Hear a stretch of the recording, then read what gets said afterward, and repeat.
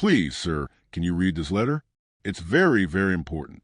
The trembling voice of a 7-year-old little girl echoed through the imposing silence of corporate lobby, her small hands clutching a wrinkled envelope as if it were her most precious treasure. Behind the little girl's crystal blue eyes, there was a determination that defied her young age. She had crossed the city alone, faced the public transportation system, and arrived there guided only by a dying mother's desperate hope. Dorothy wasn't just fragile. She was brave beyond her years. Kevin Barton, a 33-year-old millionaire CEO, reigned over his technological empire with an iron fist and an armored heart, known for his coldness in business and emotional detachment. He had built walls so high around his personal life that even he could no longer scale them. But something about this urgent letter from a child intrigued him. When Kevin met the little girl who had interrupted his day, the world stopped. Dorothy's blue eyes were a perfect mirror of his own, the shape of her face, the way she tilted her head when thinking. Every detail screamed an impossible truth that he had believed himself sterile for years. The receptionist held her breath. Security guards exchanged confused glances. Even the executives passing by slowed their pace, sensing that something extraordinary was happening in that ordinary lobby. Susan Osborne, Kevin's girlfriend, watched from the elevator entrance, her face paling as she noticed the undeniable resemblance between a man she loved and the unknown child. This isn't just a story about lost and found love.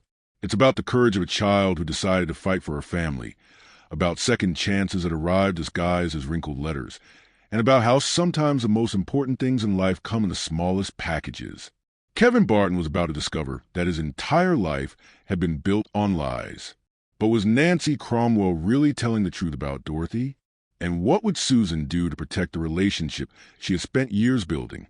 Some letters changed destinies, and this one was about to rewrite 3 lives forever. The morning mist clung to the towering glass facade of Bart Tech Industries like a shroud, casting ethereal shadows across the bustling streets of downtown Seattle. 7-year-old Dorothy Cromwell stood at the base of the 40-story building, her small fingers clutching a wrinkled envelope against her chest. Her golden hair caught the filtered sunlight streaming through the clouds, and her piercing blue eyes reflected a determination that seemed far too mature for her young face. The lobby of Barton Tech buzzed with the controlled chaos of corporate life. Men and women in expensive suits hurried past marble pillars, their heels clicking against the polished floors like a symphony of ambition. Dorothy approached the imposing reception desk, where a woman with perfectly styled auburn hair and a crisp navy blazer sat behind a computer screen. "Excuse me, ma'am," Dorothy said, her voice barely above a whisper as she stood on her tiptoes to see over the desk. The receptionist, Margaret Harrison, looked down with surprise at the unexpected visitor.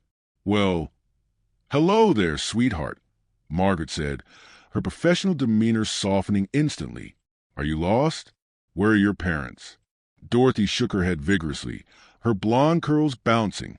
"I'm not lost. I need to give this letter to the most important man in this building. Mommy said it's very, very important." She held up the envelope with both hands, as if it were made of precious glass. Margaret glanced around the lobby, uncertain how to handle this unusual situation. "What's your name, honey?" "Dorothy Cromwell. And this letter is for the boss man. Mommy wrote it, and she said I had to make sure he reads it today, because Dorothy's voice wavered slightly, because she might not be able to write any more letters soon. The innocence in Dorothy's voice coupled with the gravity of her words sent a chill down Margaret's spine. She looked at the envelope, noticing the careful handwriting that spelled out Kevin Barton, CEO, urgent and personal in elegant script. "Sweetie, Mr. Barton is a very busy man. He's in meetings all day. And please," Dorothy interrupted, her blue eyes filling with tears that she refused to let fall. "Mommy said this is the most important letter she's ever written. She said it might save both of us." Margaret felt her heart constrict. Something about this little girl's desperation resonated with her maternal instincts. Against all company protocol, she picked up her phone and dialed Kevin Barton's direct line. 40 floors above, Kevin Barton sat in his corner office, a monument to success and isolation. Floor-tolling windows offered a panoramic view of Elliott Bay, but Kevin rarely noticed the beauty beyond the glass. His dark hair was impeccably styled, his charcoal gray suit pressed perfection, and his steel blue eyes focused intently on quarterly reports spread across his mahogany desk. At 33, Kevin had built Barton Tech from a small software startup into one of Seattle's most successful technology companies. But success had come at a cost. His office felt more like a fortress than a workplace, designed to keep the world at a safe distance. The walls were lined with awards and accolades, but conspicuously absent of any personal photographs or mementos that might hint at a life beyond corporate achievement. His phone buzzed, interrupting his concentration. "Mr. Barton," Margaret's voice came through the intercom. "I have an unusual situation down here. There's a little girl who insists on delivering a letter to you personally. She says it's urgent." Kevin's jaw tightened with irritation. "Margaret, I don't have time for sir. With all due respect, I think you should see this child. There's something different about this situation. The letter is marked personal and urgent, and she seems genuinely distressed." Kevin closed his eyes and rubbed his temples, feeling the familiar tension headache beginning to form. His day was already packed with back-to-back meetings, and he had no patience for interruptions, especially ones involving children. But Margaret had been with the company for 8 years and had never made such a request before. "Fine," he said curtly. "Send her up, but make it quick." As Margaret escorted Dorothy to the executive elevator, the little girl's eyes widened with wonder at the opulent lobby. Crystal chandeliers cast rainbow patterns on the walls, and abstract artwork worth more than most people's annual salaries adorned every corner. But Dorothy wasn't intimidated by the grandeur.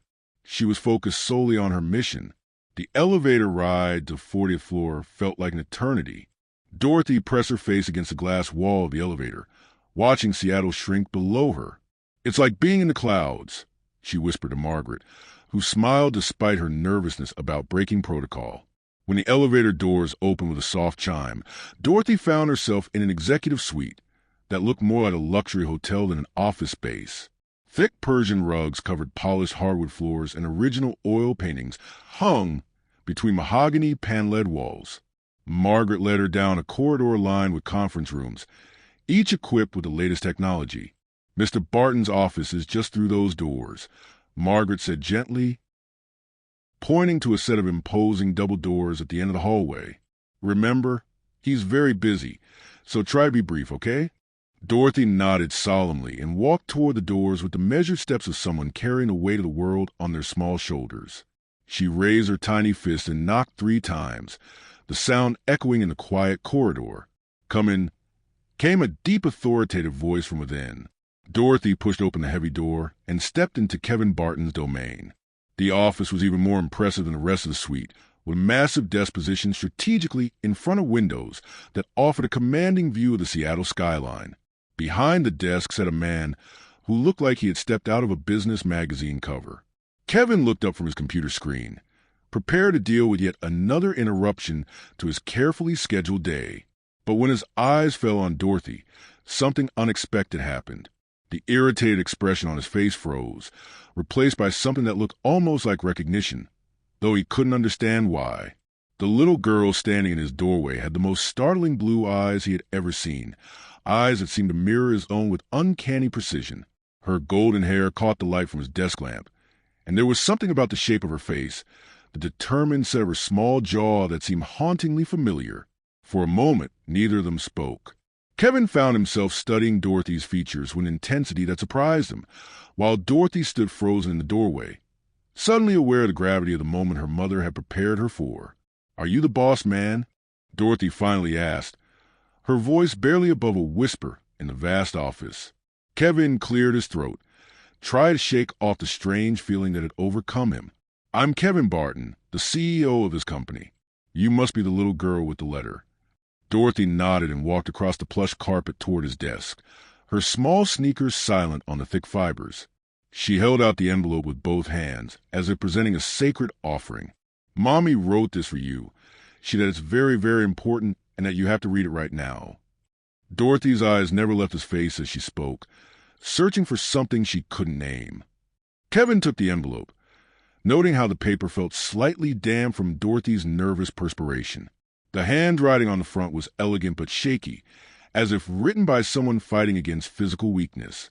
Something about that handwriting tugged at a memory buried deep in his mind, but he couldn't quite place it. He opened the envelope carefully, aware that Dorothy was watching his every movement with intense concentration. As he unfolded the letter, a faint scent of lavender wafted up from the paper, a fragrance that sent an unexpected jolt of recognition through his system. The letter was written on simple stationery, but the words it contained would shatter Kevin's carefully constructed world. My dearest Kevin, I know this letter will come as a shock to you, and I pray you will find it in your heart to read it completely before making any judgments. My name is Nancy Cromwell. Though you knew me once as Nancy Peterson, 8 years ago, we shared something beautiful together, something that created the most precious gift I have ever received, our daughter Dorothy. Kevin's hands began to tremble as he read, his breath catching in his throat. Nancy Peterson. The name hit him like a physical blow, bringing with it a flood of memories he'd spent years trying to suppress. Nancy, with her radiant smile and gentle touch. Nancy, who had left him broken and believing in nothing but his own isolation. Nancy, whom he had loved more than life itself. I know what you must be thinking. The letter continued, and I know the circumstances under which we parted were painful and confusing. But Kevin, our daughter needs you now, and I have nowhere else to turn. I am dying. The doctors give me perhaps 2 months, maybe less.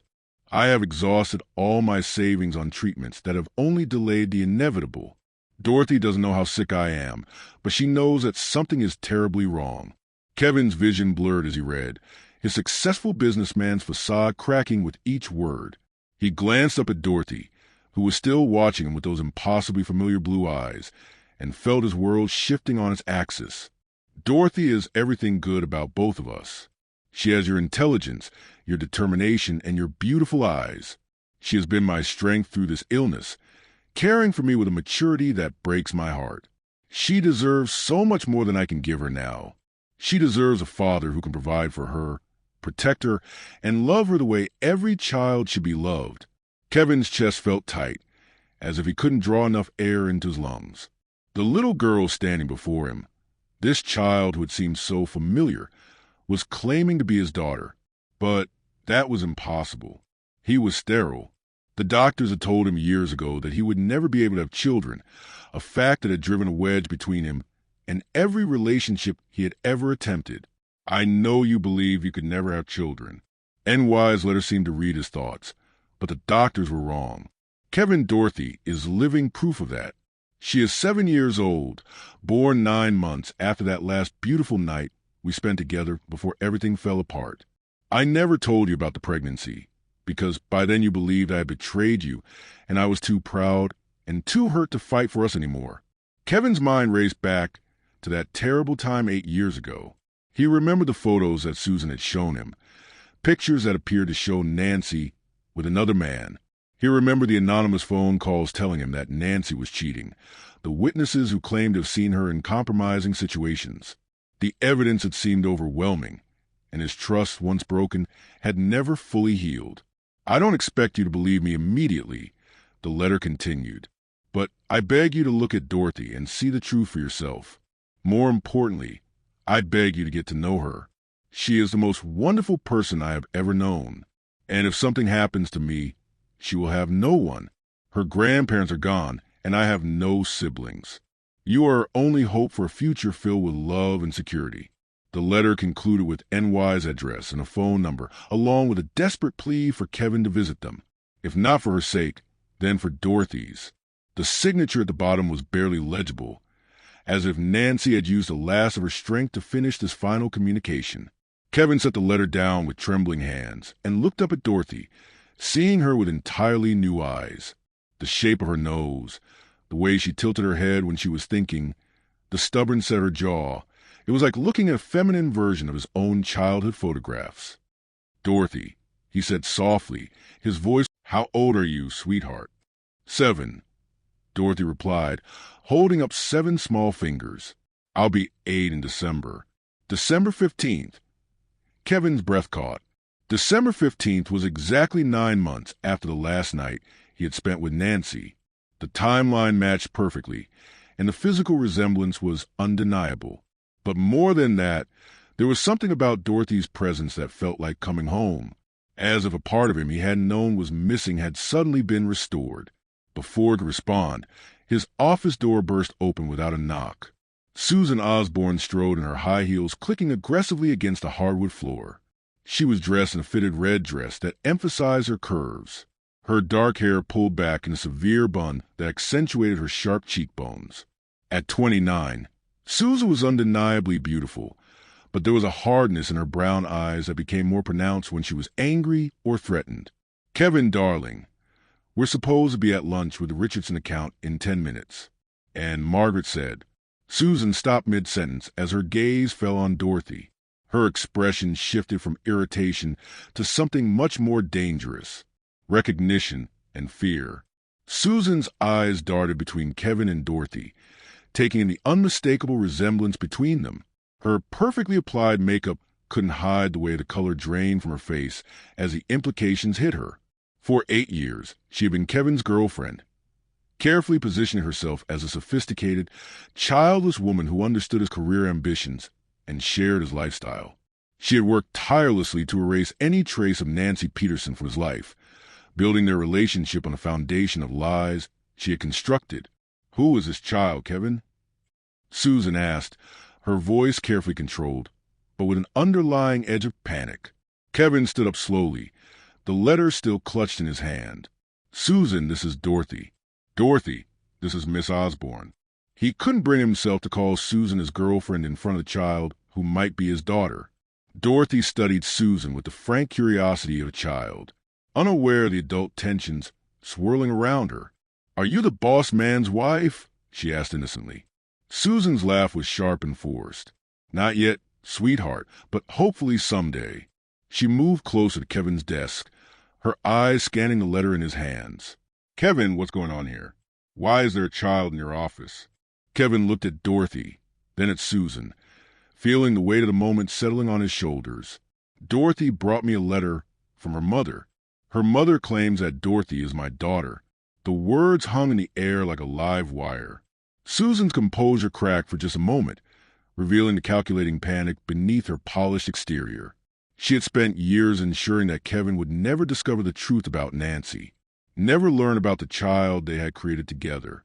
And now here was Dorothy, living proof of everything Susan had worked to hide. "Kevin, surely you don't believe," Susan began. But Kevin held up his hand to silence her. "Dorothy," Kevin said, kneeling down to the child's eye level, "can you tell me about your mommy? Is she very sick?" Dorothy's lower lip trembled slightly, the first crack in the brave facade she had maintained all morning. "She gets really tired all the time, and sometimes she can't eat. She tries to hide it when she cries, but I hear her at night. The doctors keep giving her medicine, but it doesn't seem to help very much." Kevin felt his heart breaking at the child's words. Whether or not Dorothy was his biological daughter, she was clearly a little girl in crisis, dealing with adult problems that no child should have to face. "Where do you live, Dorothy? How did you get here today?" "We live in an apartment on Capitol Hill. Mommy gave me money for the bus, and she wrote down the directions for me. She said I'm a very smart girl, and that I could find you all by myself." Dorothy's pride in her accomplishment was evident despite the circumstances that had brought her there. Kevin's mind reeled at the thought of a 7-year-old navigating the Seattle bus system alone, carrying what might be the most important letter of his life. The courage it must have taken for Dorothy to make that journey, and for Nancy to send her spoke to a desperation that cut him to the core. "Kevin," Susan interjected, her voice tight with barely controlled emotion, "you can't possibly be considering that this child is yours. Remember what the doctors told you years ago. You can't have children." But Kevin was no longer listening to Susan. He was lost in Dorothy's eyes, seeing in them the echo of every dream he had abandoned when he believed he could never be a father. The child standing before him represented the possibility of everything he had convinced himself he didn't want because it was impossible to have. "Dorothy," he said gently, "would you like to call your mommy and let her know you're safe? I think I'd like to meet her." Dorothy's face lit up with the first genuine smile Kevin had seen from her. "Really? Mommy said you might not want to see us. She said, "You're a very important man with lots of important things to do." "There's nothing more important than this," Kevin said, surprised by the conviction in his own voice. "Nothing at all." As Kevin reached for his phone to call Nancy, Susan grabbed his arm with desperate intensity. "Kevin, please think about this rationally. You have a company to run, a life we built together. You can't just throw everything away based on a letter from a woman who broke your heart 8 years ago." Kevin looked at Susan's perfectly manicured hand on his arm, then at Dorothy's small, trusting face. For the first time in years, the choice seemed crystal clear. "Susan, cancel my afternoon appointments. Dorothy and I are going to visit her mother." The drive to Capitol Hill was tense and silent. Kevin had insisted that Susan stay at the office despite her protests and demands to accompany them. He drove his black BMW through the Seattle traffic with unusual care, constantly glancing in his rearview mirror at Dorothy, who sat in the back seat with a borrowed child safety seat that Margaret had somehow produced from the company's emergency supplies. Dorothy directed him through the winding streets of Capitol Hill with surprising confidence, her small voice providing directions over the quiet hum of classical music from Kevin's radio. As they drove deeper into the residential neighborhood, Kevin noticed a gradual change from the polished business district to the more modest apartment buildings and small houses that characterized this part of the city. "Turn here," Dorothy said as they approached a tree-lined street filled with older apartment complexes. "We live in the blue building with the white steps." Kevin parked in front of a modest 3-story building that had seen better days. The blue paint was faded and peeling in places, and the small front yard was more dirt than grass. It was a world away from Kevin's luxury penthouse. But there was something about the building's obvious attempt at maintenance. Flower boxes and some windows, a carefully swept front walkway that spoke to residents who care about their home, despite its limitations. Dorothy led him up 2 flights of narrow stairs, her small legs taking the steps with practiced ease. The hallway was dimly lit and smelled of cleaning products and cooking spices, a mixture of lives being lived in close proximity. They stopped in front of apartment 3B, and Dorothy pulled a small key from her pocket. "Mommy," she called as she opened the door, "I brought someone to see you, just like you asked." The apartment was tiny but meticulously clean, with sunlight streaming through windows that faced east toward downtown Seattle. The furniture was obviously secondhand, but carefully arranged, and children's drawings were taped to the refrigerator and walls. It was clearly a home filled with love, even if it lacked material abundance. Nancy Cromwell emerged from what Kevin assumed was the bedroom, and the sight of her hit him like a physical blow. She had always been beautiful, but now she was ethereally fragile. Her blonde hair thin and wispy from chemotherapy, her green eyes too large in her gaunt face.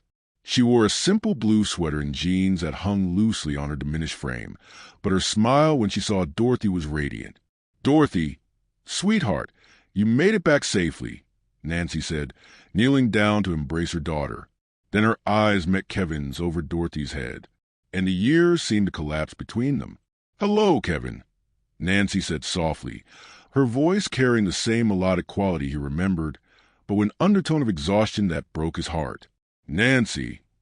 Kevin found that his voice was barely functional. Seeing her again, clearly ill and fighting for her life, brought back every emotion he had spent years suppressing. "I got your letter." Dorothy looked back and forth between the two adults, sensing the weight of their shared history, even if she didn't understand it. "Mommy, is this my daddy?" she asked with a directness that only children possess. NY's eyes filled with tears as she looked at her daughter, then at Kevin. "Sweetheart, this is Kevin Barton. He's someone very special who knew Mommy a long time ago." Kevin knelt down beside Nancy and Dorothy, bringing himself to their eye level. Up close, the resemblance between himself and Dorothy was even more striking. They had the same eye color, the same shape of face, even the same small dimple in the left cheek that appeared when they smiled. "Dorothy," he said carefully, "your Mommy and I need to talk about some grown-up things. Would you mind playing in your room for a little while?" Dorothy nodded solemnly and disappeared down the short hallway, but Kevin suspected she would be listening from behind her partially closed door. Children, He was learning, were much more perceptive than adults often gave them credit for. Nancy gestured for Kevin to sit on the small sofa, settling herself carefully in a chair across from him. Even that simple movement seemed to require effort, and Kevin found himself fighting the urge to help her, uncertain the boundaries in this surreal situation. "I wasn't sure you'd come," Nancy said, her hands folded tightly in her lap. "When Dorothy told me she was going to find you and deliver the letter herself, I was terrified, but she was so determined, and I'm running out of options." Kevin studied NY's face. Seeing past the illness to the woman he had once planned to marry. "Nancy, I need to know the truth. Is Dorothy really my daughter?" Nancy met his gaze steadily. "Kevin, I swear to you, on everything I hold sacred, on Dorothy's life, she is your daughter. She was conceived the last night we were together, before everything fell apart between us. I found out I was pregnant 2 weeks after we broke up, but the doctors told me I was sterile," Kevin said, confusion evident in his voice. "The tests, the diagnosis, medical tests can be wrong," Nancy replied. "Or maybe the situation changed. I don't know the medical explanation. Kevin, all I know is that Dorothy exists and she's ours." Kevin was quiet for a long moment, processing the implications. "Why didn't you tell me when you found out you were pregnant? Why let me believe all these years that I could never have children?" NY's composure finally cracked, tears streaming down her pale cheeks. "Because you thought I had betrayed you. You wouldn't take my calls, wouldn't see me. Your secretary had instructions not to put me through. I tried, Kevin. I tried so hard to reach you, but you had already decided I was a liar and a cheat." The pain in NY's voice was raw and immediate, bringing back memories that Kevin had worked hard to bury. He remembered his own agony during that time. The way her supposed betrayal had shattered his ability to trust anyone completely. The evidence seemed overwhelming. He said quietly, "The photos, the witnesses, the phone call." "What photos?" Nancy asked, confusion replacing pain in her expression. "What witnesses?" "Kevin, what are you talking about?" Before Kevin could respond, Dorothy appeared in the doorway, her young face creased with concern. "Mommy, why are you crying? Are you sicker?" Nancy quickly wiped her tears and smiled at her daughter. "No, sweetheart, these are happy tears. I'm crying because I'm happy that Mr. Kevin came to visit us." Dorothy studied both adults with a penetrating gaze that Kevin was beginning to recognize as one of her defining characteristics. "Are you my daddy?" she asked Kevin directly, her blue eyes searching his face for the truth. Kevin felt the weight of the moment settling on his shoulders. This little girl deserved honesty, but he also needed certainty before he made any commitments that would change all their lives forever. "Dorothy," he said carefully, "I need to do some tests to make sure, but I promise you, if I am your daddy, I will do everything I can take care of both you and your mommy." Dorothy nodded, as if this was a perfectly reasonable response. "Mommy says tests are important. She has lots of tests at the hospital." The mention of NY's medical situation brought Kevin back to the immediate crisis at hand. "Nancy, tell me about your condition. What exactly are the doctors saying?" Nancy glanced meaningfully at Dorothy, who was still hovering in the doorway. "Dorothy, sweetheart, would you go color in your coloring book while Mr. Kevin and I finish talking?" After Dorothy reluctantly disappeared again. NY's mask of strength finally slipped completely. "It's ovarian cancer. Stage 4. It had already spread by the time they found it. I've been through 2 rounds of chemotherapy," but she trailed off, the unfinished sentence hanging heavy in the air.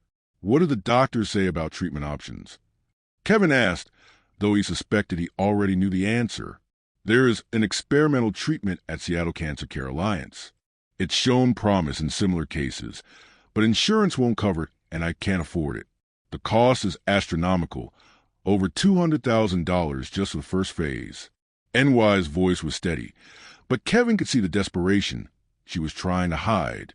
$200,000 for Kevin. It was less than he spent on his car. The realization of the different worlds they inhabited hit him with stunning clarity. Nancy was literally dying from lack of funds for treatment. "Nancy, regardless of the paternity test results, I want you to start that treatment immediately. I'll cover the costs." Nancy stared at him in shock. Kevin, you can't possibly. Yes, I can. He interrupted firmly. Dorothy needs her mother. And he paused, surprised by the emotion in his own voice. I can't bear the thought of losing you again. Not like this. From down the hallway came the sound of Dorothy's voice, talking to what Kevin assumed were her dolls or stuffed animals. My daddy came to visit today. She was saying, he's very tall and has blue eyes just like mine. I think he's going to help Mommy get better. The innocent certainty in Dorothy's voice cut through Kevin's heart like a blade. This child had already accepted him, as her father was already building dreams around his presence in their lives. The responsibility of that trust was both terrifying and exhilarating. I need to arrange for a DNA test, Kevin said quietly. Not because I don't believe you, but because I need legal documentation for Dorothy's sake. If she's my daughter, I want to make sure she's protected, that she has every right and benefit that should come with that. Nancy nodded, understanding the practical implications. Of course, whatever you need. In the meantime, I'm going to make some calls about your treatment.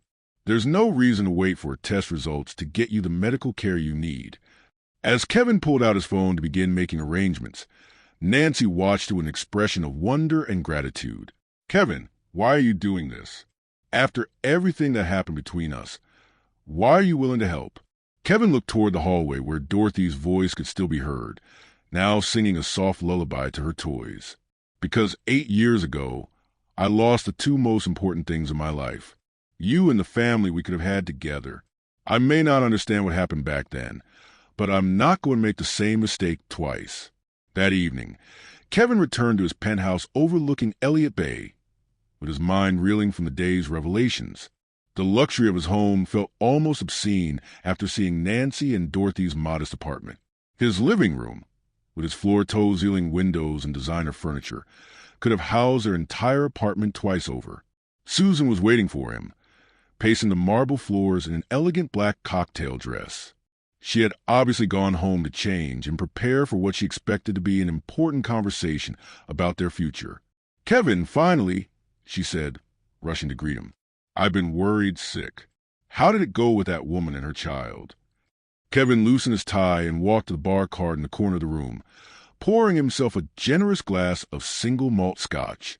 Her name is Nancy Susan. Nancy Cromwell, and her daughter's name is Dorothy. Fine Nancy and Dorothy, Susan said impatiently. What did they want? Money? Some kind of settlement to go away? Kevin turned to face Susan, seeing her clearly for perhaps the first time in their 2-year relationship. She was beautiful, sophisticated, and ambitious. Everything he had thought he wanted in a partner. But looking at her now, he realized how cold her beauty was, how calculating her every move. They didn't want anything except for me to know the truth. Kevin said Nancy is dying. Susan, she has cancer, and she wanted me to know that Dorothy is my daughter. Susan's laugh was sharp and bitter. Kevin, please. You can't have children. We've discussed this countless times. It's one of the reasons our relationship works so well. Neither of us wants to be tied down by children. The medical diagnosis was wrong, Kevin said quietly, or circumstances changed. I don't know the exact explanation, but Dorothy is my daughter. The resemblance alone is proof enough, but I've arranged for a DNA test to make it official. Susan's composure began to crack, revealing the desperation beneath her polished exterior. Kevin, you can't be serious. You have responsibilities here. The company needs you. I need you. We have plans for our future together. What kind of future? Susan, Kevin asked, genuinely curious. A future where I work 18-hour days and you attend charity events and plan vacations. A future where we congratulate ourselves on our success while my daughter grows up without a father. Your alleged daughter. Susan corrected sharply. Kevin, this woman abandoned you 8 years ago. She broke your heart. Remember? Now she's dying and desperate. So she shows up with some child and claims it's yours. Can't you see what she's doing? Kevin studied Susan's face, noting the panic barely concealed beneath her anger. Something about her reaction seemed disproportionate to the situation. Susan, what exactly happened 8 years ago? I mean, what really happened? Susan's face went pale, but she recovered quickly. What do you mean? You know what happened? Nancy was cheating on you. There were photos, witnesses. You were devastated. I want to see those photos again, Kevin said. And I want the names of those witnesses. Kevin, that's ancient history. Why dredge up painful memories? Because I need to understand the truth for Dorothy's sake and for my own. Kevin's voice carried a note of steel that Susan had rarely heard. I've made arrangements for Nancy to begin treatment at Seattle Cancer Care Alliance tomorrow. I've also arranged for Dorothy to stay with a nanny during the day while Nancy undergoes therapy. Susan stared at him as if he had lost his mind. You're paying for her treatment, Kevin. That will cost hundreds of thousands of dollars for a woman who betrayed you and a child who probably isn't even yours. Even if Dorothy isn't my biological daughter, which I believe she is, she's an innocent child whose mother is dying. How could I live with myself if I had the power to help and chose not to? Susan's mask finally slipped completely, revealing the calculating woman beneath. Because it's not your responsibility. Because you have obligations to the people who have stood by you, who have built a life with you. Because throwing money at some woman's sob story isn't going to bring back whatever fantasy relationship you think you had with her 8 years ago. Kevin set down his scotch glass with deliberate care, the crystal ringing against the marble countertop. Susan, I think you should leave. Kevin, please don't let emotions cloud your judgment. We can work through this together.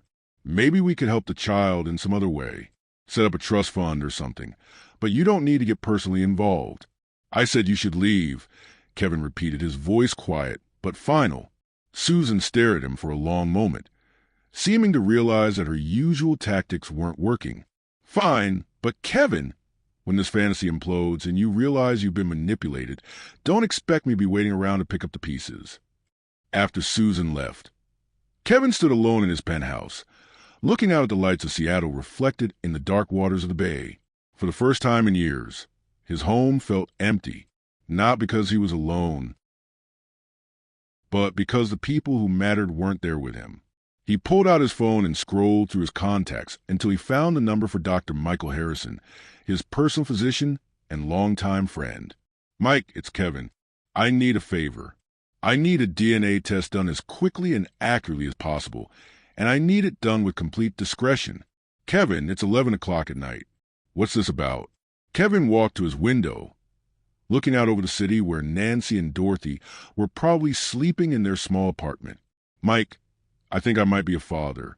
The next morning, Kevin arrived at Nancy and Dorothy's apartment with coffee, fresh pastries from a French bakery, and a car seat properly installed in his BMW. Nancy answered the door, wearing the same clothes from the day before, but she had attempted to style her thinning hair and apply a small amount of makeup. Kevin, you didn't have to bring breakfast, Nancy protested, but gratefully accepted the coffee. Mommy, look, Dorothy exclaimed, running to the window. There's a really fancy car outside. It's so shiny. That's Mr. Kevin's car, sweetheart, Nancy explained. He's going to drive us to the hospital today. Dorothy's eyes widened with excitement. Really? Can I sit in the front seat? You'll sit in the back seat with a special car seat, just like a race car driver, Kevin said, kneeling down at Dorothy's level. Safety first, right?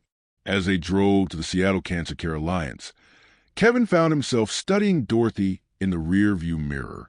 She chattered continuously, pointing out interesting buildings, asking questions about how cars worked, and wondering aloud about whether the hospital would have good food in their cafeteria. Dorothy, you're quite the conversationalist, Kevin observed. What's a conversationist? Dorothy asked, struggled with the big word. It means you're really good at talking and asking interesting questions, Kevin explained, smiling at her in the mirror. Mommy says I ask too many questions sometimes. Dorothy replied thoughtfully, but she says curious people learn more about the world. Nancy reached back from the front seat to squeeze Dorothy's hand. That's right, sweetheart. Questions are how we discover new things. The Seattle Cancer Care Alliance was a modern facility nestled in the heart of the city's medical district. As they walked through the gleaming lobby, Dorothy stayed close to her mother's side, her usual chatter subdued by the clinical atmosphere. Kevin found himself fighting an unexpected surge of protectiveness as he watched Nancy navigate the check-in process with practiced efficiency. Mrs. Cromwell, the receptionist said warmly, Dr. Martinez is ready to see you, and I understand your treatment has been approved for immediate start. Nancy looked at Kevin with tears in her eyes. Yes, that's correct. While Nancy was whisked away for consultations and preparation, Kevin and Dorothy found themselves in the children's waiting area, a cheerfully decorated space with books, toys, and a small play kitchen. Are you scared for Mommy? Dorothy asked suddenly, settling beside Kevin on a child-sized couch that barely accommodated his tall frame. The directness of her question caught him off guard. Yes, I'm a little scared. Are you? Dorothy nodded solemnly. I'm scared all the time. But Mommy says being brave doesn't mean you're not scared. It means you do the right thing even when you're scared. Kevin felt something shift in his chest as he looked at this remarkable little girl. Your mommy is very wise and very brave. Are you and be my daddy? Dorothy asked, her blue eyes searching his face with heartbreaking hope. Kevin chose his words carefully. Dorothy, I hope very much that I am your daddy. We need to do a special test to make sure. But regardless of what that test says, I promise you that I will always be here to help take care of you and your mommy. Dorothy considered this for a moment, then reached over and took his hand in both of her small ones. I think you are my daddy. You have the same hands as me. See? She placed her tiny palm against his much larger one, and Kevin was amazed to see that she was right. They had the same long fingers, the same shape to their nails. 3 hours later, Nancy emerged from the treatment area, looking exhausted but hopeful. The experimental chemotherapy would be administered over several months with treatments 3 times per week. The doctors were cautiously optimistic about her response to the new protocol. How do you feel, Mommy? Dorothy asked, wrapping her arms around NY's waist. Tired but hopeful, Nancy replied honestly. Dr. Martinez thinks this new medicine might help me get better. As they prepared to leave the hospital, Kevin's phone buzzed with a text from Dr. Harrison. The DNA test could be conducted that afternoon, with results available within 48 hours. Kevin showed the message to Nancy, who nodded her agreement. The DNA test itself was simple and quick, just a cheek swab for both Kevin and Dorothy. Dorothy found the whole process fascinating, asking the lab technician dozens of questions about how they could tell if people were related just from spit. It's like a puzzle, sweetheart, the technician explained patiently. Everyone has special markers that they get from their mommy and daddy. If Mr. Kevin is your daddy, you'll have some of the same markers he has. Like a secret code? Dorothy asked excitedly. Exactly like a secret code. That evening, Kevin insisted on taking Nancy and Dorothy to dinner at a family restaurant near their apartment. As they sat in a booth sharing pizza and talking about Dorothy's school and her favorite subjects, Kevin felt a sense of rightness that he hadn't experienced in years. Tell me about your life, Dorothy, Kevin said as she carefully picked pepperoni off her pizza slice. What do you like to do for fun? I like to read, Dorothy said seriously, and I like to draw pictures, and I help Mommy with cooking and cleaning because she gets tired easily. NY's expression grew sad as she listened to her daughter describe the adult responsibilities she had taken on. Dorothy is my little helper, she said softly. Sometimes I think she takes care of me more than I take care of her. Mommy, that's what families do, Dorothy said matter-of-factly. They take care of each other. Kevin found himself profoundly moved by the 7-year-old's wisdom and maturity. Whatever the DNA test revealed, Dorothy was an extraordinary child who deserved every opportunity life could offer. After dinner, Kevin walked them back to their apartment, carrying a sleeping Dorothy in his arms. She had dozed off in the restaurant, exhausted by the emotional weight of the day. As he carried her up the narrow stairs, Kevin marveled at how perfectly she fit in his arms, how natural it felt to hold her. She likes you, Nancy observed quietly as Kevin gently placed Dorothy on her small bed, not bothering to change her clothes. I like her, too, Kevin replied, smoothing Dorothy's blonde hair away from her face. She's remarkable, Nancy. You've done an incredible job raising her. Nancy smiled sadly. I've done my best, but it hasn't been easy. There are so many things I wish I could give her. Music lessons, dance classes, trips to the zoo, just normal childhood. Experiences that cost money I don't have. Those things can be arranged, Kevin said softly. All of them. As they stood in Dorothy's doorway watching her sleep, Nancy finally asked a question that had been weighing on both their minds. Kevin, what happens if the DNA test is negative? What happens if Dorothy isn't your biological daughter? Kevin was quiet for a long moment, considering his answer. Nancy, in the past 48 hours, that little girl has changed something fundamental inside me. Biology is just science. What matters is love, commitment, and choice. If Dorothy is my biological daughter, I'd like to discuss adopting her anyway. Nancy stared at him in shock. Kevin, you can't be serious. I've never been more serious about anything in my life, Kevin replied. I spent 8 years convinced I could never be a father, never have a family. Now I discover I might have had both all along. I'm not going to waste any more time. The next day brought unexpected complications. Kevin arrived at his office to find Susan waiting in his conference room with a stack of legal documents and a grim expression. Kevin, we need to talk, Susan said without preamble. I've been doing some research into your Nancy Cromwell, and you need to see what I found. Kevin reluctantly took the chair across from her, noting the triumphant gleam in Susan's eyes. What kind of research? The kind that reveals the truth about the woman you're so eager to rescue, Susan said, sliding a folder across the table. Nancy Cromwell has quite an interesting history. Did you know she was married 2 years ago to a man named Robert Fitzpatrick? Kevin's blood ran cold as he opened the folder to find copies of a marriage certificate and several photographs showing Nancy in a wedding dress kissing a tall man with dark hair. The marriage was annulled after 6 months. Susan continued, her voice dripping with false sympathy. Apparently, Mr. Fitzpatrick discovered that Nancy had been less than honest about several aspects of her past, including the existence of a child. Kevin stared at the documents, feeling the familiar sensation of having the ground shift beneath his feet. When was this marriage?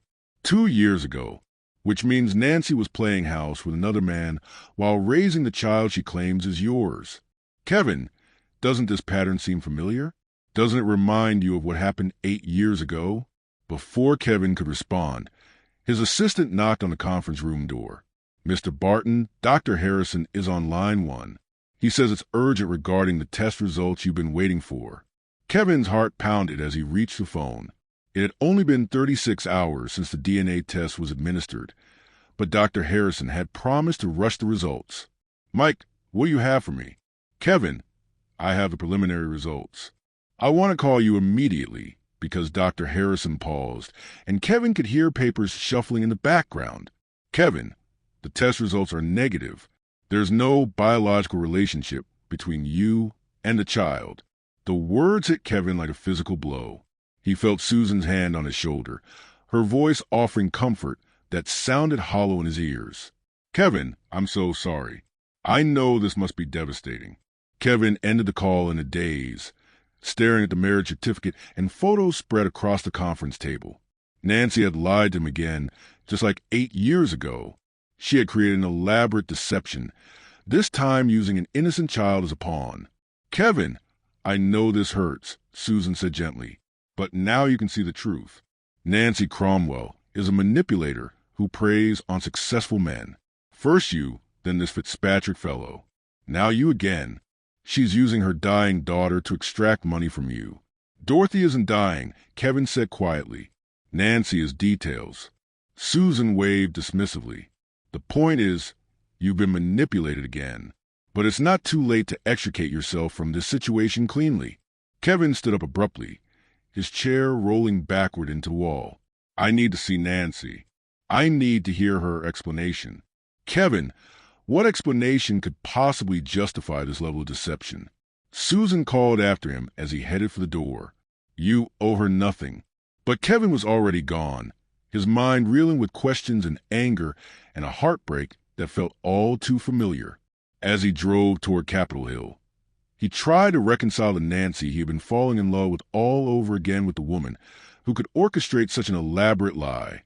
When he arrived at NY's apartment, he found her in the middle of packing boxes, her movements slow and deliberate due to the effects of her chemotherapy treatment.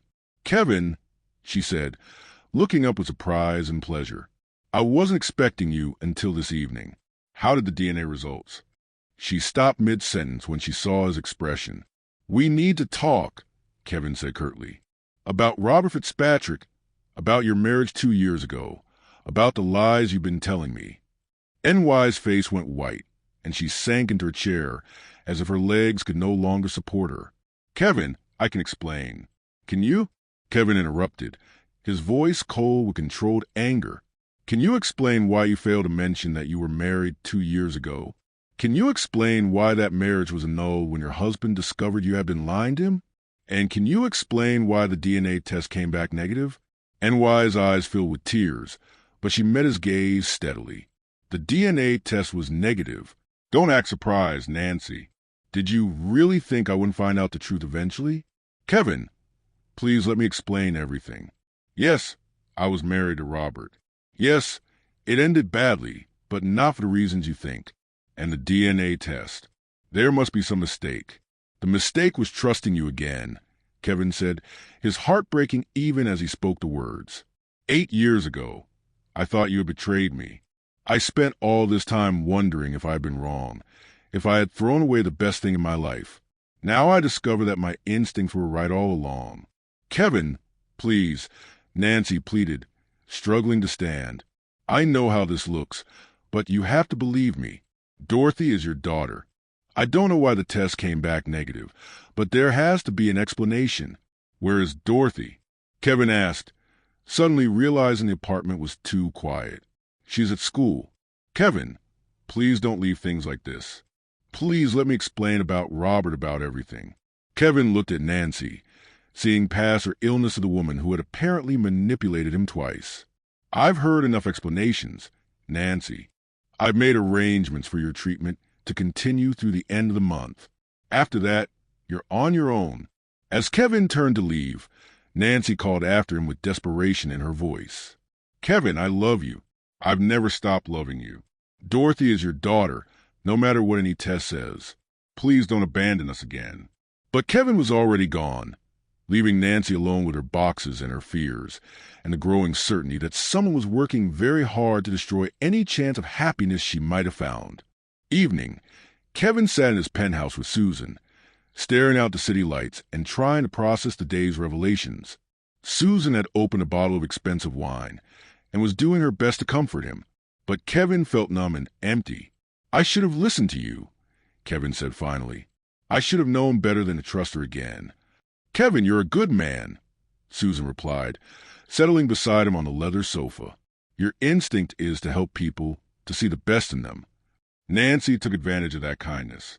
Kevin's phone buzzed with a text message. Against his better judgment, he looked at it, expecting another plea from Nancy. Instead, it was from Dorothy, typed in the careful, phonetic spelling of a 7-year-old. "Mr. Kevin, why are you mad at Mommy? She is crying and won't tell me why. Did I do something wrong? I promise I will be better. Please don't be mad at us." Kevin stared at the message, feeling his heart shatter completely. Whatever Nancy had done, Dorothy was an innocent victim caught in the crossfire of adult deceptions and broken trust. "Who's texting you?" Susan asked, noticing his expression. "Dorothy. She's asking why I'm angry with her mother." Susan's expression hardened slightly. "Kevin, you can't let a child's emotions manipulate you. Nancy is probably coaching her on what to say." But Kevin couldn't shake the image of Dorothy sitting in her small apartment, confused and frightened by the sudden absence of the man she had begun to think of as her father. He typed back carefully.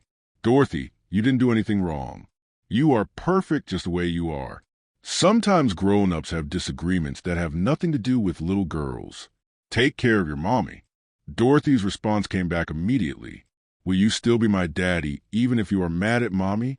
Kevin stared at the question that cut to the heart of everything he was feeling. Whether or not Dorothy was his biological daughter, she had already claimed a place in his heart. Could he really walk away from her because of NY's deceptions? Before he could answer, another text arrived. "Mommy says the test was wrong. She says, sometimes tests make mistakes. I think you're my daddy because you have my eyes." Kevin set his phone down and walked to the window, his reflection staring back at him from the dark glass. Behind him, Susan was watching his every move with calculating eyes. "Kevin, You can't seriously be considering continuing this relationship after everything you've learned today. Dorothy didn't lie to me, Kevin said quietly. Dorothy didn't deceive me or manipulate me. Dorothy is just a little girl who needs someone to care about her. Dorothy is NY's daughter, not yours. You have no legal obligation to her, no moral responsibility. You've already paid for NY's medical treatment, which is more than generous under the circumstances. Kevin turned from the window to face Susan, seeing her clearly for perhaps the first time in their relationship. Susan, when did you become so cold? When did you become someone who could dismiss a child's welfare so easily? Susan's mask slipped for just a moment, revealing something calculating and desperate underneath. I became realistic, Kevin. I learned to protect the people I care about from being taken advantage of by manipulative people. Or maybe, Kevin said slowly, pieces of a puzzle beginning to fall into place in his mind. Maybe you became someone who manipulates situations to get what she wants. Susan's face flushed with anger. What's that supposed to mean? It means I'm beginning to wonder about the evidence that broke Nancy and me up 8 years ago. It means I'm wondering about the convenient timing of your research into NY's marriage. And it means I'm wondering about DNA test results that came back faster than they should have. Kevin, you're being paranoid. The stress of the situation is affecting your judgment. But Kevin was already reaching for his phone, scrolling through his contacts. Mike Harrison is not just my doctor. He's my friend. He's also one of the most ethical people I know. I think I'll give him a call and ask some very specific questions about how that DNA test was processed. Susan's face went pale. Kevin, you're overreacting. Why would anyone want to tamper with a DNA test?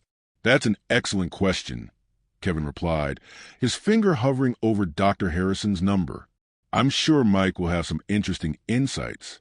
As Kevin placed a call, Susan quietly gathered her purse and coat, moving toward the door with the stealth of someone who didn't want to be part of the conversation that was about to take place.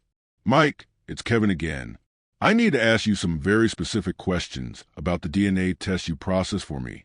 Questions about chain of custody, about who had access to samples, and about whether it's possible for results to be tampered with. Dr. Harrison's voice was puzzled but concerned. Kevin, those are odd questions. Is there some reason you suspect the results might not be accurate? Let's just say I'm beginning to question whether everyone involved in this process had honest intentions. Kevin, I have to tell you there was something unusual about your test. Susan Osborne called my office yesterday morning, claiming to be calling on your behalf. She wanted to know about the processing timeline and the security protocols we use. My staff told her those details were confidential, but Kevin's blood ran cold. But what, Mike? But later that day, there was a brief power outage in our lab. Nothing serious, just a few minutes. When power was restored, we discovered that one of our lab technicians had to rerun several tests because of computer glitches caused by the outage, including yours. Mike, I need you to rerun that test immediately. New samples, different lab, maximum security protocols, and I need the original samples tested by an independent laboratory. Kevin, that's going to take several days and cost significantly more. I don't care about the cost. I care about the truth. After ending the call, Kevin looked around his empty penthouse, realizing that Susan had slipped away during his conversation with Dr. Harrison. For the first time in their 2-year relationship, he was grateful for her absence. He picked up his phone and scrolled to Dorothy's number, typing carefully. Dorothy, I'm sorry for worrying you. There was a mistake with the test, and we need to do it again. I hope that's okay with you. Her response came back within minutes. Yes, it's okay. Mommy says mistakes happen all the time.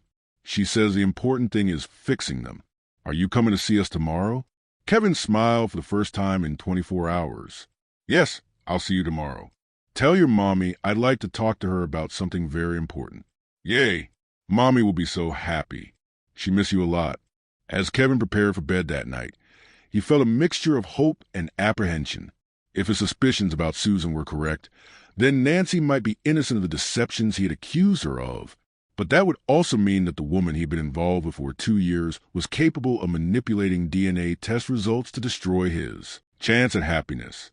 The next morning, Kevin arrived at NY's apartment to find her in the middle of unpacking the boxes she had been packing the day before. She looked up when he knocked, her expression wary but hopeful. "Kevin," she said softly, opening the door wider to let him in. "I wasn't sure I'd see you again."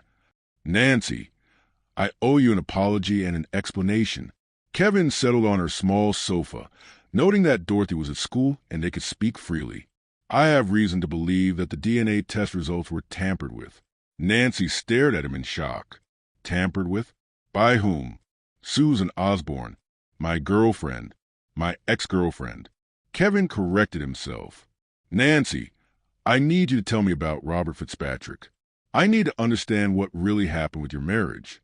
Nancy took a deep breath, as if steeling herself for a difficult conversation. "Robert was a mistake, a rebound relationship that I entered into when Dorothy was 5. He seemed kind and stable, and I thought Dorothy needed a father figure in her life. Why was the marriage annulled?" "Because I lied to him," Nancy admitted, her voice barely above a whisper. "Not about Dorothy's paternity. I never told him who Dorothy's father was. I lied about my feelings. I married him hoping I could learn to love him, but I couldn't. I was still in love with you, Kevin. I never stopped being in love with you." Kevin felt something tight in his chest begin to loosen. "Why didn't you tell me about the marriage yesterday?" "Because I was ashamed. Because I knew how it would look. Because I was afraid you'd think I was the kind of person who uses men when the truth is that Robert was the only other relationship I've had since you, and it failed precisely because I couldn't get over you." Kevin reached across the small space between them and took NY's hand in his. "Nancy, 8 years ago, someone convinced me that you were cheating on me. They had photos, witnesses, evidence that seemed overwhelming. I never questioned it because I was young and insecure and afraid that someone like you could never really love someone like me. Kevin, I never cheated on you. I never even looked at another man the entire time we were together. You were everything to me. I'm beginning to think we were both victims of someone else's manipulation." Kevin said quietly, "Someone who wanted to keep us apart 8 years ago and who is trying to do it again now." Before Nancy could respond, Kevin's phone rang. Dr. Harrison's name appeared on the screen, and Kevin answered immediately. "Mike, please tell me you have news." "Kevin, I have very disturbing news. The original DNA samples were definitely tampered with. Someone introduced a foreign substance that would cause a false negative result, but we ran the new test you requested, and Kevin, you need to sit down." "I'm sitting. What are the results?" "Kevin, Dorothy is definitely your daughter. There's no question whatsoever. The paternity probability is 99.97%. Kevin felt the world shift back into focus, colors becoming brighter and sounds becoming clearer. He looked at Nancy, who was watching his face with desperate hope. "She's mine," he said softly. "Dorothy is my daughter." Nancy burst into tears, covering her face with her hands as relief flooded through her. "I knew it," she sobbed. "I knew the test was wrong. Kevin, I would never lie to you about something so important." Kevin ended the call and pulled Nancy into his arms, holding her as she cried against his chest. "Nancy, I'm sorry. I'm sorry for doubting you, for believing the worst, for walking away. I'm sorry for 8 years of missed bedtime stories and birthday parties and first days of school. You're here now," Nancy whispered against his shirt. "That's what matters. You're here now." They held each other in the small apartment. Two people who had lost 8 years of their lives to lies and manipulation, finally finding their way back to each other. When Nancy finally pulled back to look at his face, Kevin gently wiped the tears from her cheeks. "Nancy, there's something else we need to discuss. I think Susan was involved in what happened 8 years ago. 2, I think she's been manipulating both of us for a very long time." NY's eyes widened with understanding. "Susan Osborne. I remember her from when we were dating. She worked at your company then, too, didn't she?" "She did. And she was always around, always offering to help with problems, always ready with information that seemed to prove your betrayal." Kevin felt anger building in his chest as he began to see the pattern that had been hidden for so long. "Kevin, what are we going to do?" Before Kevin could answer, the apartment door burst open and Dorothy ran in. still wearing her school backpack and chattering excitedly about her day. She stopped short when she saw Kevin and Nancy sitting together on the sofa, their faces serious. "Are you guys sad?" Dorothy asked, her young face creased with concern. "No, sweetheart," Kevin said, opening his arms to her. "We're happy. Very, very happy. Dorothy, I have something important to tell you." Dorothy climbed onto the sofa between them, looking back and forth between the two adults who had become the center of her world. "Dorothy," Kevin said carefully, "the test results came back, and they show that I am definitely your daddy." Dorothy's face lit up with pure joy. "I knew it," she exclaimed, throwing her arms around Kevin's neck. "I knew you were my daddy because you have my eyes and my hands, and you're nice to Mommy." Kevin held his daughter for the first time as her father, breathing in the scent of her hair and feeling a completeness he had never experienced before. Over Dorothy's head, he met NY's eyes and saw his own feelings reflected there. Love, relief, and determination to protect their family from anyone who might try to tear them apart again. "Daddy," Dorothy said, pulling back to look at his face, "does this mean you're going to live with us now?" Kevin looked at Nancy, seeing the question in her eyes as well. "Dorothy, would you like that more than anything in the whole world?" Dorothy said seriously, "Then you could read me bedtime stories and help me with my homework and teach me how to drive your fancy car when I'm big enough." Kevin laughed to sound rich and full of joy.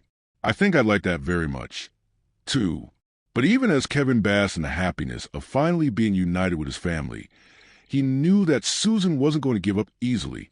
She had invested too much time and effort in keeping them apart to simply accept defeat. The battle for their family was just beginning. That evening, Kevin returned to his penthouse to find Susan waiting for him once again. But this time, she wasn't alone. A tall man in an expensive suit stood beside her, and Kevin recognized him immediately from a photograph Susan had shown him. Robert Fitzpatrick. "Kevin," Susan said with false brightness, "I'd like you to meet Robert Fitzpatrick, NY's ex-husband. He has some very interesting things to tell you about the woman you're so eager to trust." Robert stepped forward with an apologetic smile. "Mr. Barton, I'm sorry to intrude, but when Susan told me about your situation with Nancy, I felt I had to warn you. Nancy Cromwell is not the woman she pretends to be." Kevin studied both of them, noting how Susan's hand rested possessively on Robert's arm, how their body language suggested a partnership that went beyond simple acquaintance. "Really?" Kevin said mildly. "How long have you two known each other?" Susan and Robert exchanged a quick glance that they thought Kevin didn't notice. "We just met recently," Susan said smoothly, "through mutual friends. When Robert heard about your situation, he volunteered to share his experience." "How generous of him," Kevin replied. "And what exactly is your experience with Nancy, Mr. Fitzpatrick?" Robert launched into a rehearsed-sounding speech about NY's supposed deceptions during their marriage, her alleged manipulation of men for financial gain, and her claims that Dorothy's father was a wealthy businessman who had abandoned them. As Robert spoke, Kevin watched Susan's face, noting the satisfaction in her expression as she listened to Nancy being systematically destroyed by a man who was supposed to have loved her. "That's quite a story," Kevin said when Robert finished. "There's just one problem with it." "What's that?" Susan asked, her confidence wavering slightly. "Nancy and I had new DNA tests done today with maximum security protocols and independent verification. Dorothy is definitely my daughter, which means every word of what you both just told me is a lie." The color drained from Susan's face while Robert looked confused and slightly panicked. "Kevin, that's impossible. The first test?" "The first test was tampered with," Kevin interrupted, "by someone with access to my doctor's office and knowledge of the testing procedures. Someone who called pretending to be acting on my behalf." Susan's composure finally cracked completely. "Kevin, you're making a mistake. Nancy is using you just like she used Robert. Can't you see that?" "What I see," Kevin said calmly, "is a woman who has spent 8 years raising my daughter alone because someone convinced me that the woman I loved had betrayed me. What I see is a pattern of manipulation and lies designed to keep me from my family." Kevin pulled out his phone and scrolled through his contacts. Susan, I think it's time we had a conversation with my security team and my lawyers, and possibly the police, depending on how cooperative you decide to be about explaining exactly how you managed to tamper with medical test results. Robert backed toward the door, clearly realizing he had been used as a pawn in Susan's scheme. Look, I don't know what's going on here, but I was just trying to help. Susan said you were being taken advantage of by the same woman who had hurt me, Mr. Fitzpatrick, Kevin said, his voice carrying the authority of someone accustomed to being obeyed. I suggest you leave now before you become any more involved in whatever Susan has been planning. After Robert fled, Kevin turned his full attention to Susan, who was standing in his living room like a cornered animal. 8 years, Susan. For 8 years, you've been manipulating my life, keeping me from my family, building a relationship based on lies. Why? Susan's mask finally fell away completely, revealing the obsessive, calculating woman beneath. Because I love you, she screamed, her composure shattering. Because Nancy Peterson was never good enough for you. Because you deserve someone who understood your ambitions, who could match your success. What you loved was an idea of me, Kevin replied coldly. You love my money, my status, my company. You never loved me because you never bothered to learn who I really am. I know exactly who you are. Susan spat. You're a man who throws away everything he's worked for because of some fantasy about a perfect family. You're a fool who can be manipulated by a dying woman, and a child who isn't even.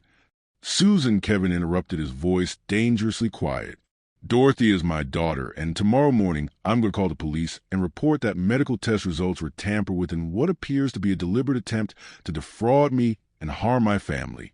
Susan stared at him for a long moment, seeming to realize that her years of careful manipulation had finally collapsed around her. Kevin, please. We can work this out. I made mistakes, but I did it all for love. For us. There is no us, Kevin said firmly. There never really was. You're fired. Susan, clear out your office tonight. Security will escort you from the building. As Susan gathered her belongings and left his penthouse for the last time, Kevin felt a weight lift from his shoulders that he hadn't even realized he was carrying. For the first time in 8 years, his life was completely his own, free from manipulation and lies.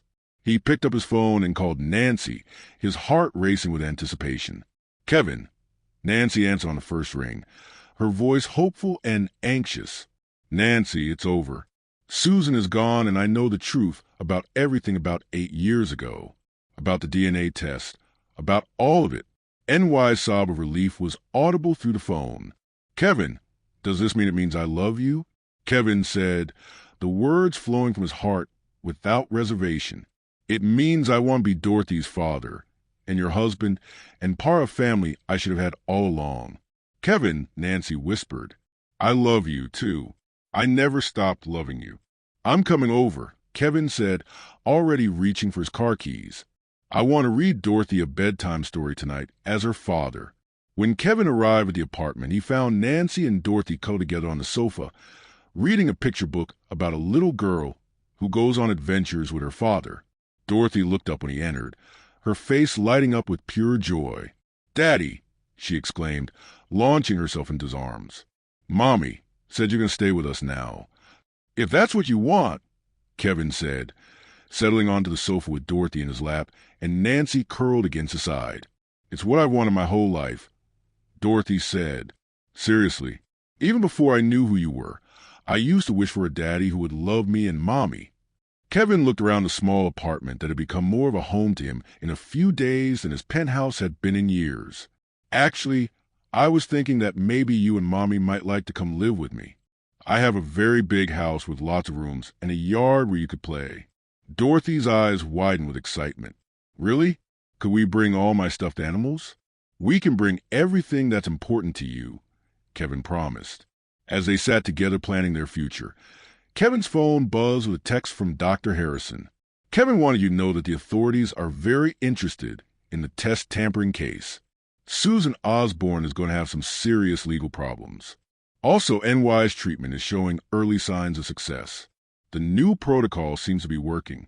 Kevin showed the message tears of relief and joy. Kevin, Maybe everything is going to be okay after all. Everything is going to be better than okay, Kevin replied, kissing her forehead gently. We're going to be a family, a real family. 3 months later, Kevin, Nancy, and Dorothy were living together in Kevin's renovated penthouse, which had been transformed from a cold bachelor pad into a warm family home. Dorothy's artwork covered the refrigerator. Children's books filled the bookshelves, and the sound of laughter echoed through rooms that had been silent for too long. NY's treatment was progressing better than anyone had dared hope. Her hair was beginning to grow back, and her energy levels were slowly returning to normal.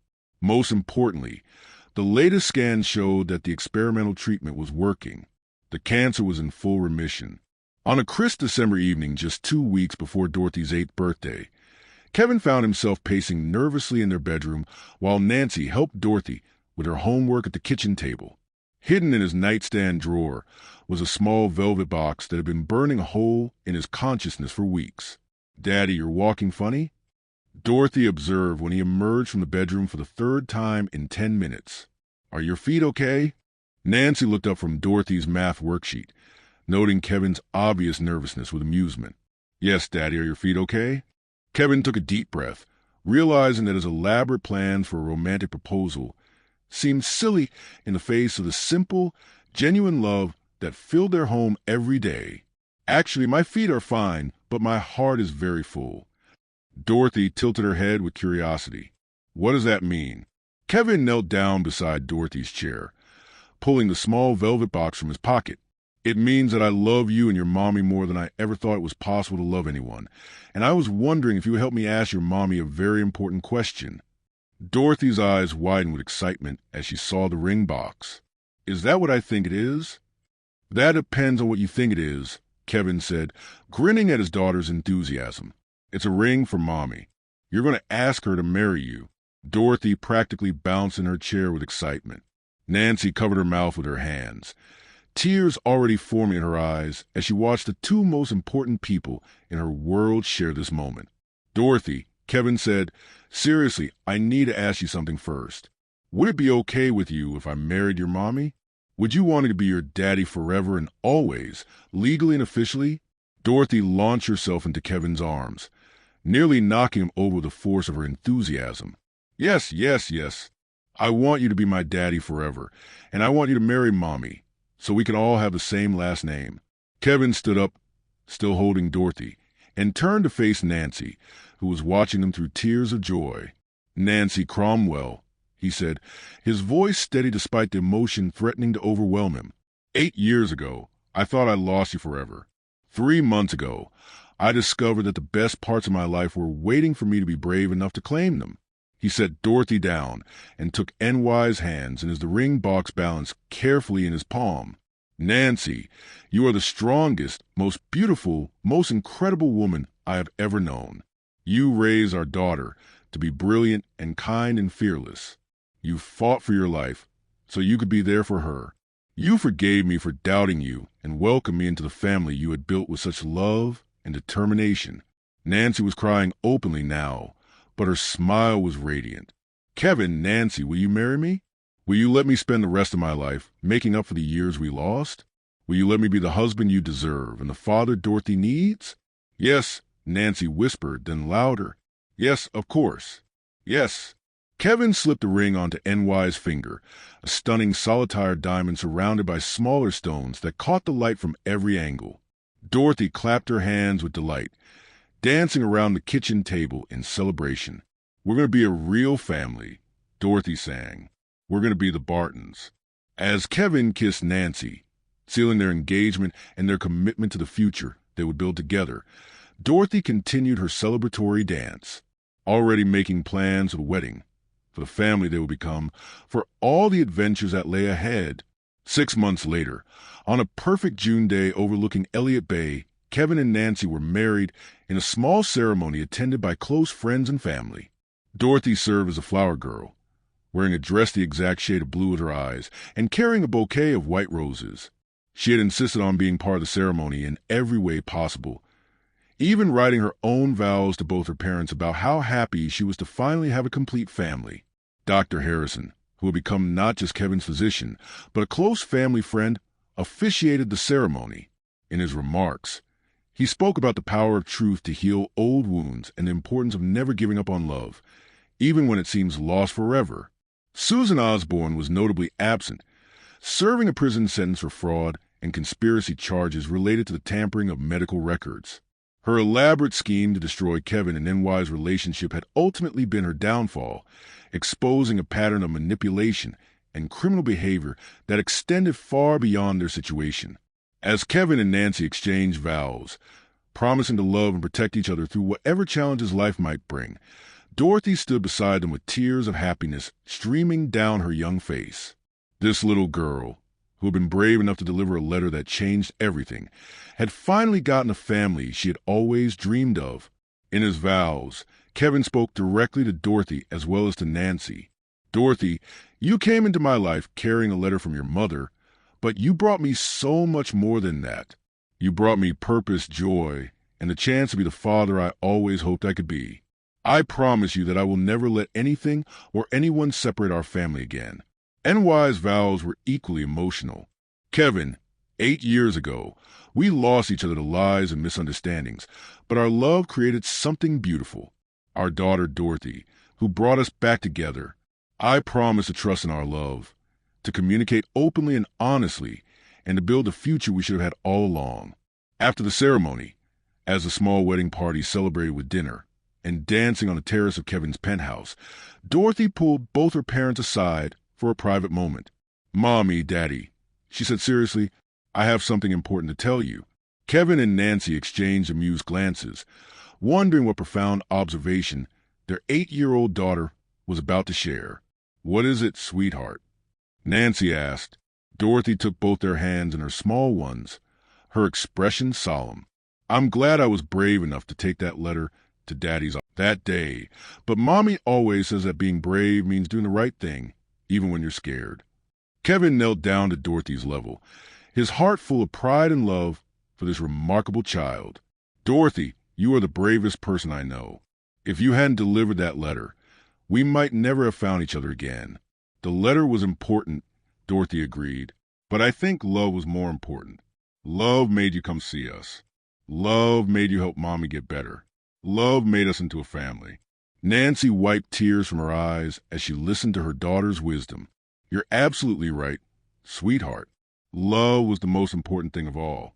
As the sun set over Seattle, painting the sky in brilliant shades of orange and pink, the Barton family stood together on their terrace, looking out over the city where their story had unfolded. Dorothy was right.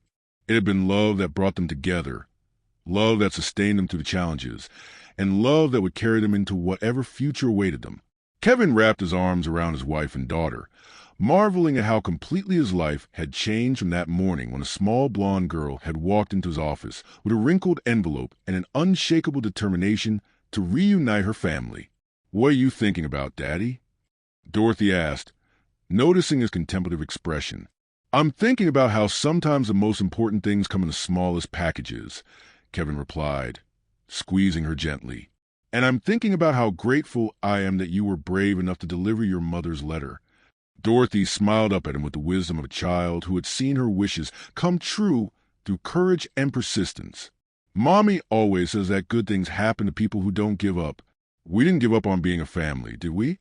"No, sweetheart," Nancy said, joining their embrace as the first stars began to appear in the darkening sky. "We never gave up, and now we have forever to be together." As they stood there, surrounded by the glow of the city lights and wrapped in the warmth of their love for each other, Kevin reflected on the journey that had brought them to this moment. A letter written by a dying woman to a man she had never stopped loving. A 7-year-old girl brave enough to cross a city to deliver that letter. A love strong enough to survive 8 years of separation, manipulation, and lies. Their story had begun with a simple question. Can you read this letter? It's very important.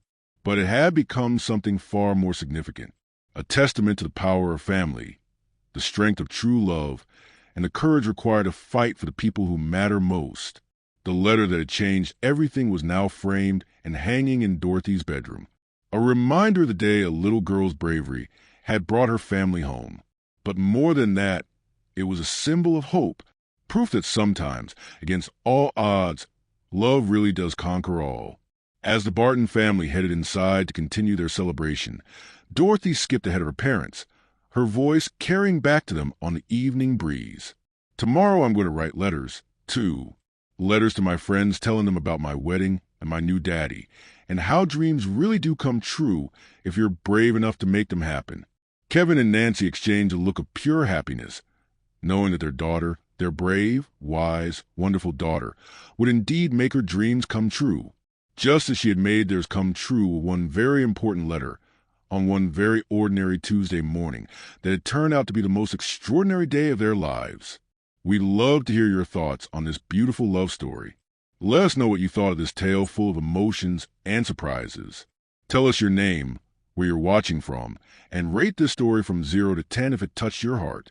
And if you enjoyed the plot, don't forget to leave a like and subscribe to the channel so you don't miss the amazing new stories coming soon. See you next time.